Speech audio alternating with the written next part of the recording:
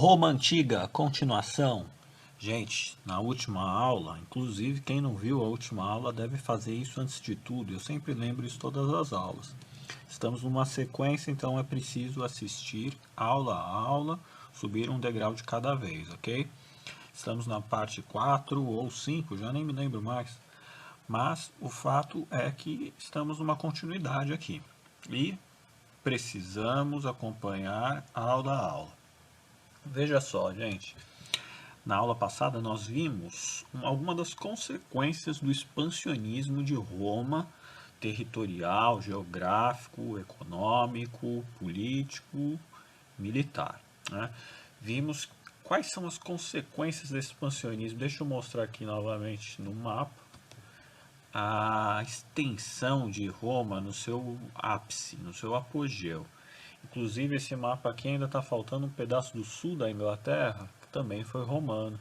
Tudo que está em verde e vermelho é romano. Pode ver que o mar Mediterrâneo está todo dominado, e em 44 a.C. você vai ter a dominação completa do mar Mediterrâneo pelos romanos após a vitória sobre os cartagineses com as guerras púnicas.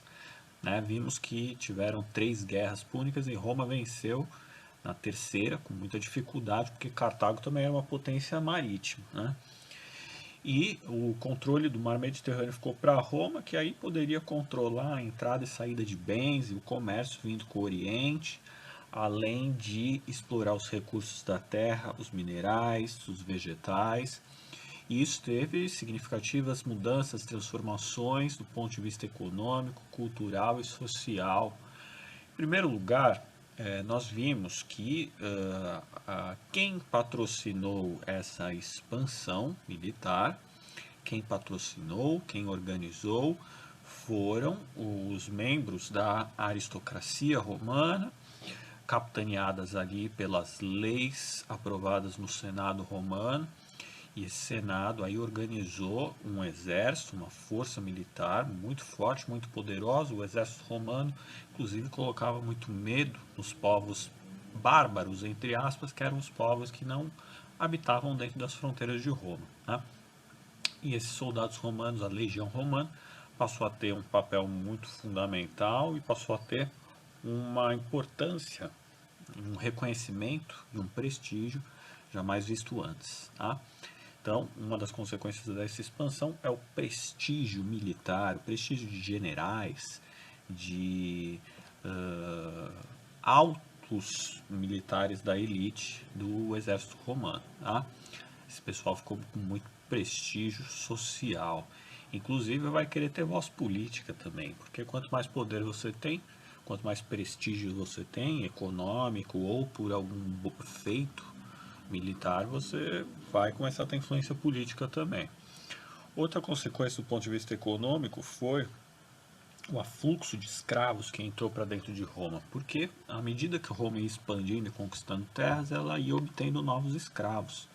Escravos são capturados de guerra e a mão de obra predominante em Roma se tornou escrava. Então você vai ter, por exemplo, uma abundância muito grande de mão de obra, onde você poderia, quem tinha recursos, poderia comprar esses escravos e colocar eles para trabalharem lá na sua fazenda, por exemplo, no seu sítio, na sua residência, fazendo os trabalhos que podem ser desde os trabalhos manuais, que é trabalhar na terra, na lavoura, no trabalho braçal, como pode ser inclusive trabalhos artesanais, por exemplo. Alguns escravos até inclusive poderiam fazer trabalhos intelectuais, artistas, tá? Então, a concepção do escravo que a gente tem no mundo antigo é muito diferente da concepção do escravo que a gente tem com a história do Brasil aqui, tá? É bom pontuar que a escravidão no Brasil, que foi uma das mais horrorosas do mundo, ela tornava a pessoa escravizada, o humano escravizado, um objeto de compra e venda. E esse objeto de compra e venda, ele formou, na verdade, a economia do Brasil colonial, ela dependia desse trabalho escravo e ela se montou, se construiu em cima do tráfico de escravos. Então, e ela tem um componente racial muito poderoso, né? No caso da escravidão antiga, você não vai ter uma escravidão em larga escala como você tinha no mundo moderno aqui, né? No caso do Brasil, das Américas. Você tinha, claro que você tinha um trabalho escravo nesse período de Roma bastante abundante, mas ele não constituía o cerne da economia romana. Era muito importante a escravidão para mobilizar, para movimentar a economia romana, mas ela não se constituiu como exclusivamente a partir disso, tá? Então isso é importante frisar, e não era uma escravização com componente racial, como nós vimos aqui na história do Brasil e das Américas, ok? Mas você vai ter um grande número. E aí, o que vai acontecer com os proprietários de terra, as pessoas com renda que podem comprar escravos, que antes empregavam os plebeus em seus trabalhos? Esse pessoal, a plebe, os camponeses, eles vão ficar desempregados, não é isso? Veja só, consequências aqui da expansão romana. Aumentou a escravidão, se você tem mais mão de obra abundante. Não é melhor eu comprar um escravo, pagar ele só uma vez, botar ele para trabalhar durante quanto tempo de vida tem um escravo? 2, 3, 4, 5, 6, 7, 8 anos?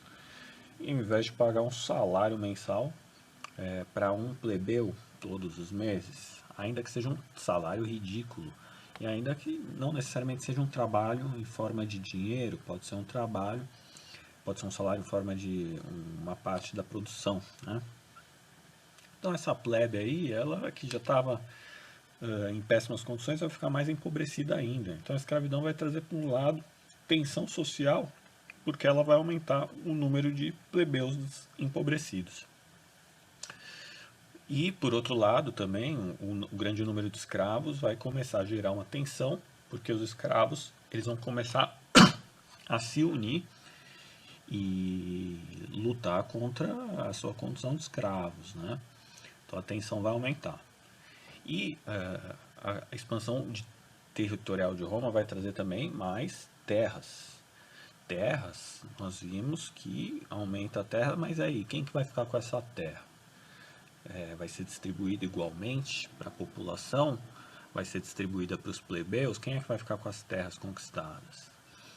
É claro que quem vai ficar com as terras conquistadas vai ser os patrícios, dividindo com alguns membros do alto escalão do exército romano, né, como os generais. A alta patente do exército romano vai dividir suas terras, vai falar assim, ó, eu comandei minhas tropas aqui para conquistar Cartago e agora eu quero uma parte dessas terras. Aí o Senado lá tem uma lei que defende os patrícios. Os patrícios vão falar, tudo bem, mas quem organizou a campanha politicamente foi eu. Então a gente divide, tá? Então essas terras não vão ser distribuídas igualmente, elas vão inclusive ser concentradas ainda mais na mão de poucas pessoas. Terra concentrada na mão de poucas pessoas se chama latifúndio, né? Então, latifúndio é uma característica aí da expansão romana também, concentração de terras. E vimos que tudo isso gera tensão social, tá? Gera êxodo rural. Êxodo rural porque esses plebeus que estavam empobrecidos e agora não tem mais trabalho porque foram substituídos pela mão de obra escrava vão ser obrigados a migrar para outro lugar. E esse outro lugar, qual vai ser? Vai ser as cidades, tá? Então as cidades vão começar, os centros urbanos vão começar a ficar insuportavelmente inabitáveis, porque você não vai ter saneamento para todo mundo, você não vai ter moradia para todo mundo, você vai ter uma concentração muito grande de pessoas num espaço que não está comportando tantas pessoas dentro desse movimento de êxodo rural, ok? Então, consequências aí da expansão romana, tá? E aí a gente viu, né, que como é que vai acontecer com essa agora que está tenso socialmente, que vai acontecer, né, com essas tensões sociais? Lembrando que, ó, tensão social a gente coloca aqui como inchaço das cidades, a gente coloca grandes desigualdades sociais dentro das cidades. Como eu falei, não tem espaço para todo mundo, não tem alimento para todo mundo, não tem saneamento para todo mundo. E quando você está com fome, a violência aumenta, a violência aumenta. Então vai ter muito roubo em Roma, vai ter muito acerto de contas, muita insatisfação da plebe, que vai ficar jogada lá em torno dos chafarizes.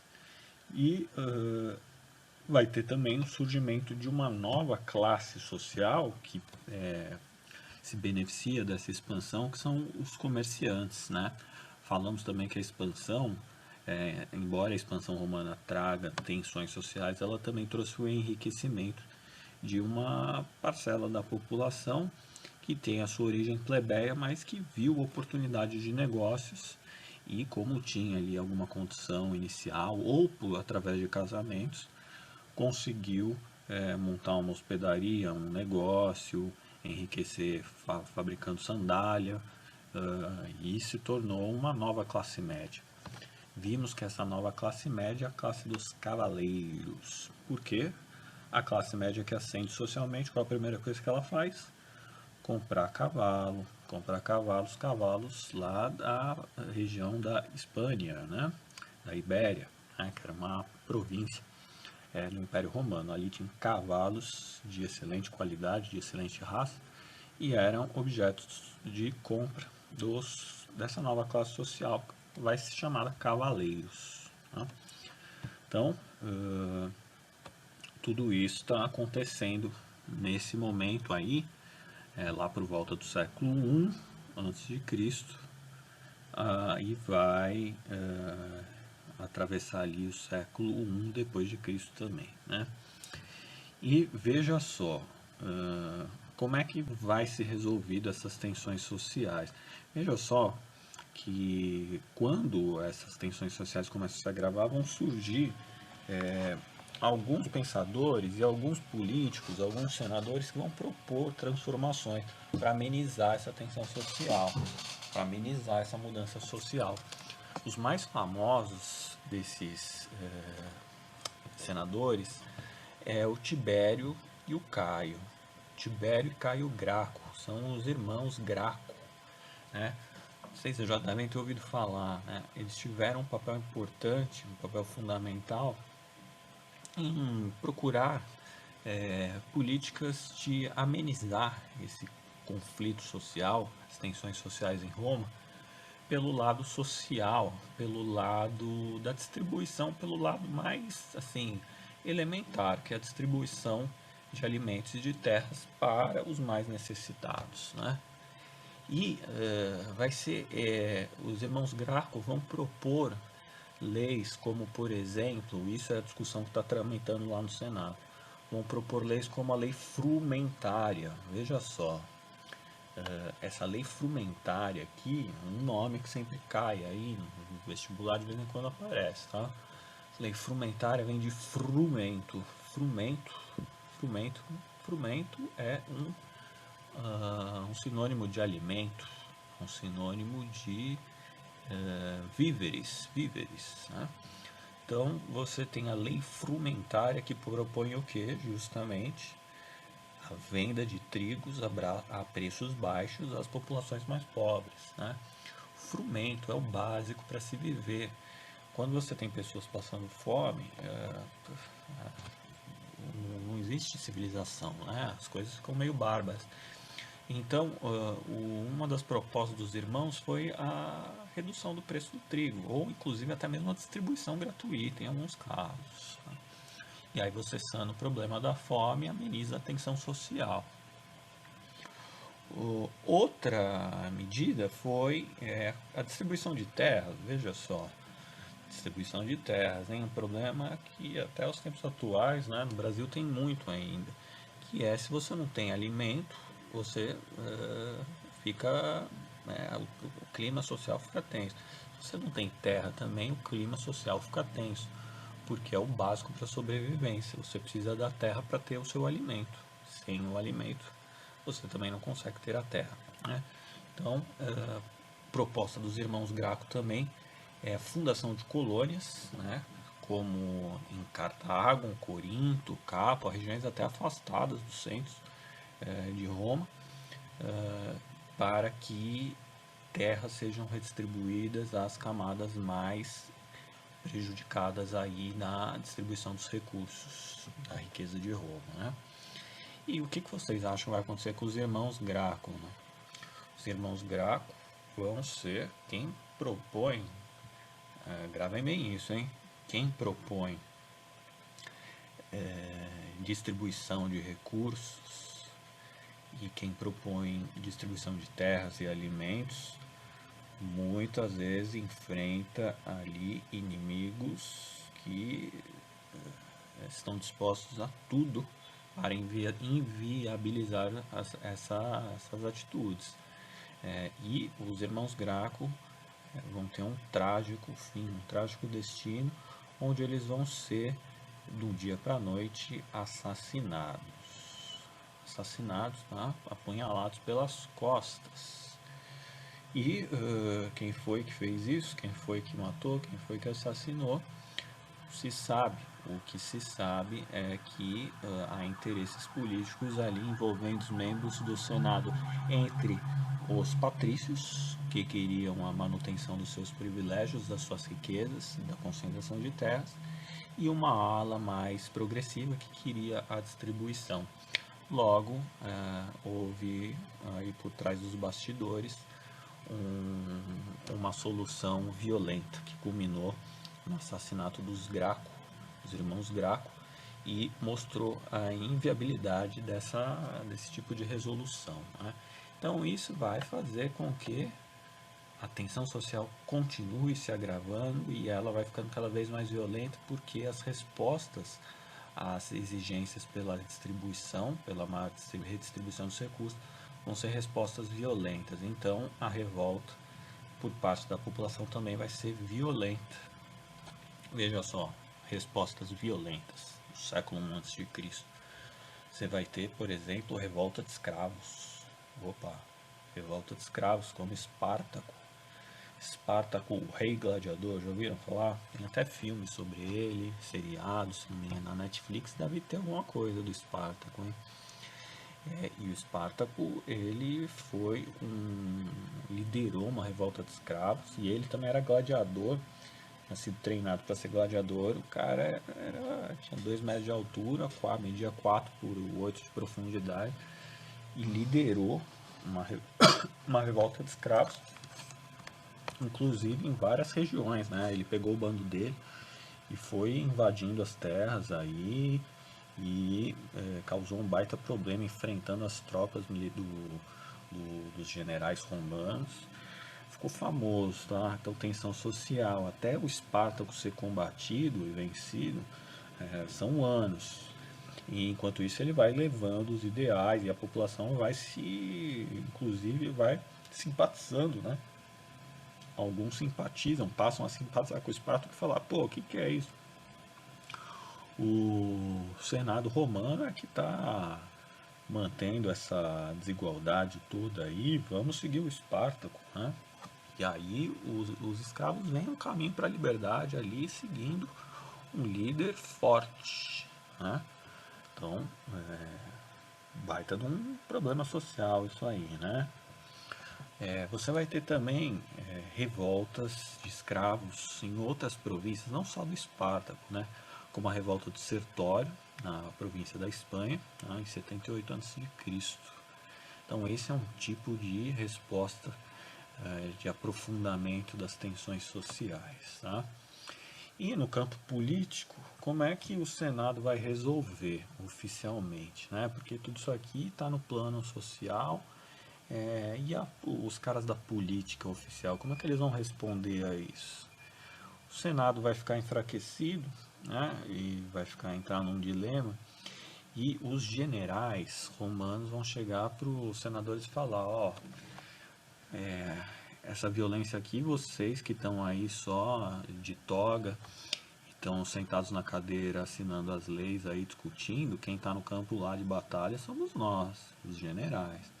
Então, ó, passa a ouvir a gente aqui, os seus senadores, porque se os generais resolverem fazer greve aqui, meu amigo, aí os escravos vão tomar Roma e vão querer a cabeça de vocês.